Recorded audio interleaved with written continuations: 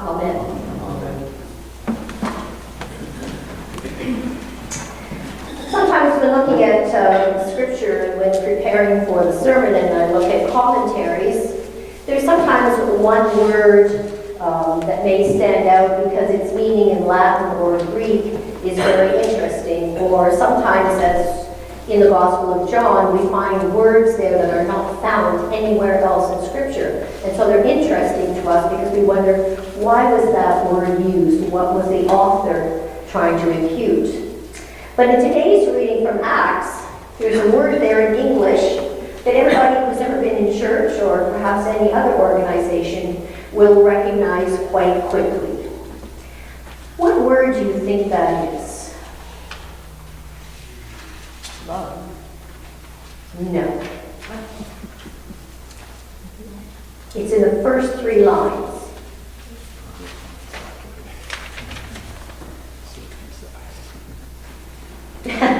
You know what it is, yes? What is it? Circumcised. No. No. Accepted. No. Yeah. No.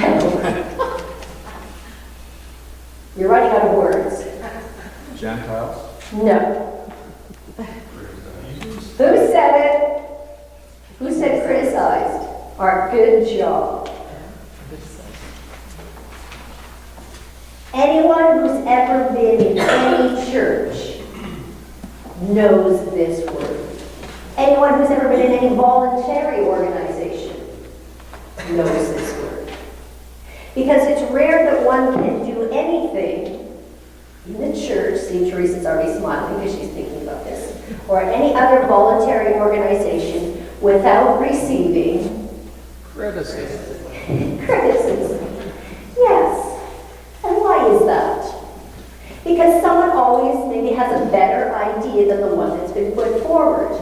Maybe someone thinks that that's not really the ideal way to be church. And as you can see, it's not new to this congregation or the last congregation you were in or the congregation you grew up in or the congregation your parents or your grandparents or your great-great-grandparents, because it pops up in this little reading from Acts. This is the earliest reference to a gathered community forming church, and already they're criticizing each other. So don't be fooled when you read the accounts in the beginning of Acts where they say, and they were all together, they shared everything in common, they shared all their property one with the other, they loved one another, all was felicitous and joyful. That is a big fat lie. They criticized one another because, like you and I, they all had a different idea of what church should be like. And right now, in this story, they're criticizing Peter. Because Peter is making an attempt to grow the church. So he has gone out on one of the first missionary journeys that are mentioned in the book of Acts. And when he gets there, he goes to stay with a man called Simon. This story is so important that Peter's repeating it here. It's repeated 3 other times in the book of Acts. So Peter goes to stay with a man called Simon. And Simon has one big mark against him, according to the other churchgoers in Jerusalem. Simon is a tanner. Being a tanner, or a cleaner and preparer of skins to be used, was considered one of the most unclean professions a person could have. So the Jewish Christians are alarmed that Peter would spend any time with a man like that, literally sleeping with the enemy.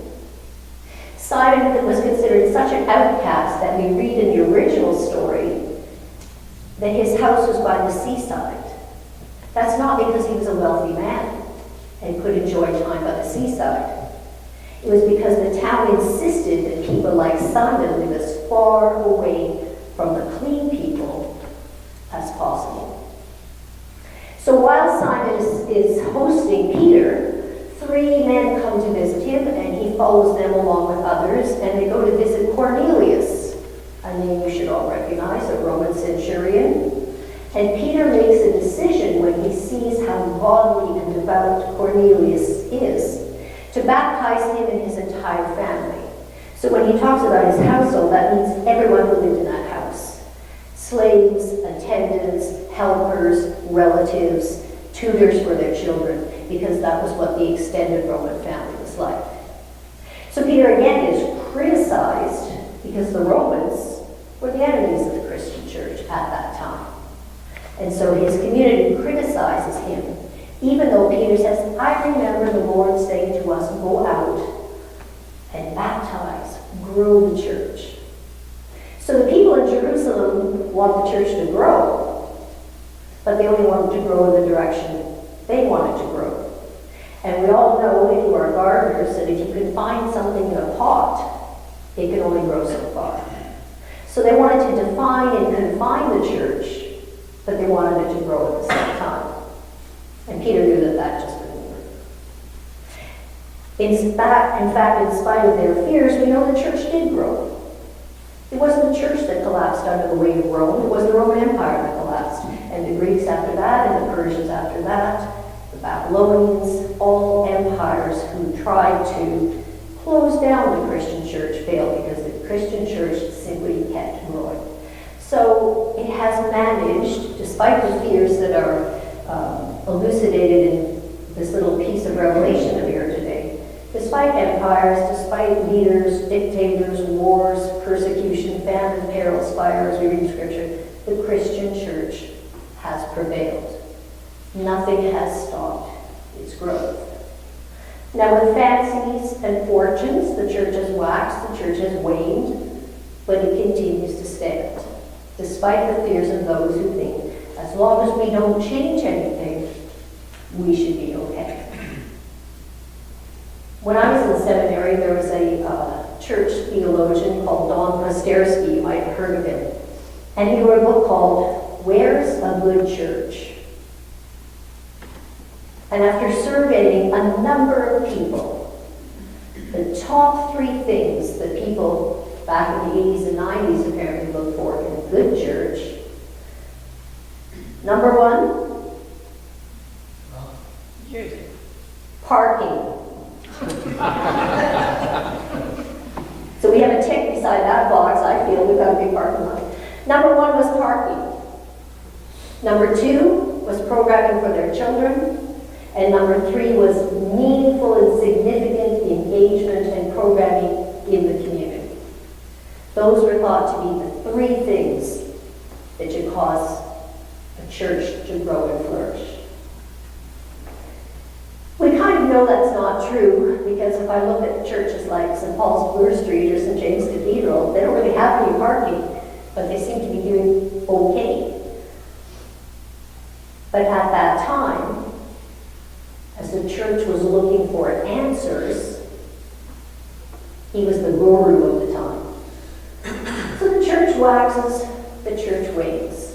And now we're preparing together next Saturday to talk about our church. How do we grow our church? How do we make our church more attractive?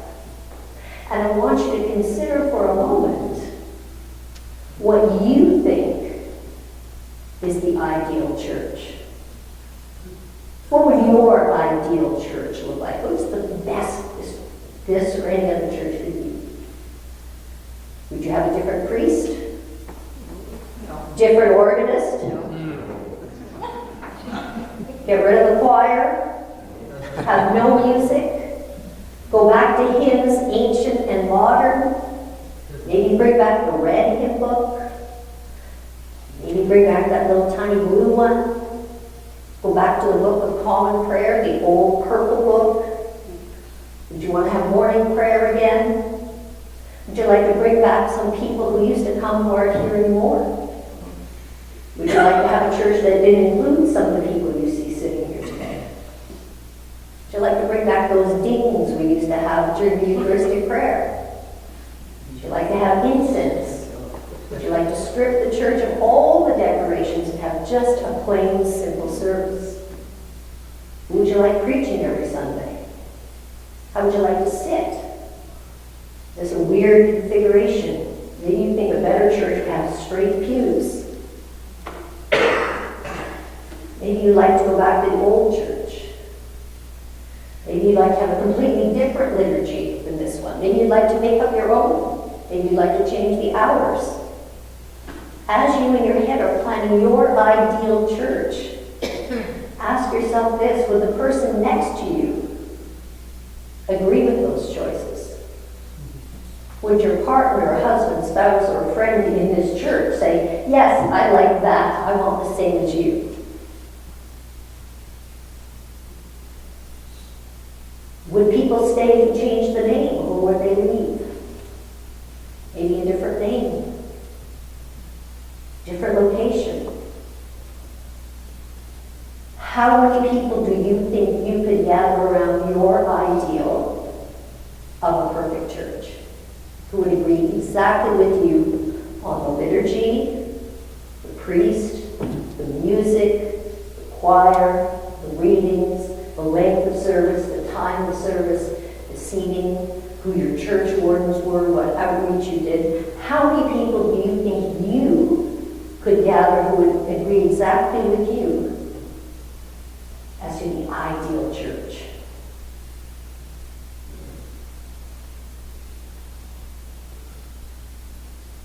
The ideal church doesn't exist. The ideal church is made up of human beings like you and I, who criticize one another, who have great ideas, who have bad ideas, who simply seek to serve Christ in the way they can do best. It's not an accident that the church continues to survive. It is God's plan. We do not live in a chaotic, unplanned universe. God has called his church into existence in the same way he called us into existence. And he called the church into existence because in his plan, good will vanquish evil.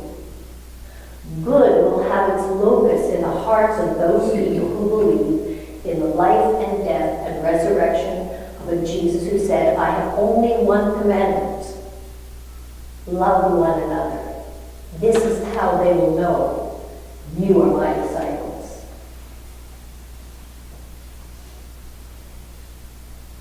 He doesn't really designate the size of the choir, the music we'll sing, the prayers we'll say. He doesn't tell us who can stay, who has to go. He doesn't suggest we can grow, but only with certain ways of doing things. As we look at this story from Peter, it's interesting, the last line. He says, who was I that I could hinder God? Because none of us can. God has even given to the Gentiles the repentance that leads to life, Peter says. And that Jesus offers us only one rule for the ideal church: just love one another. If this was the ideal church,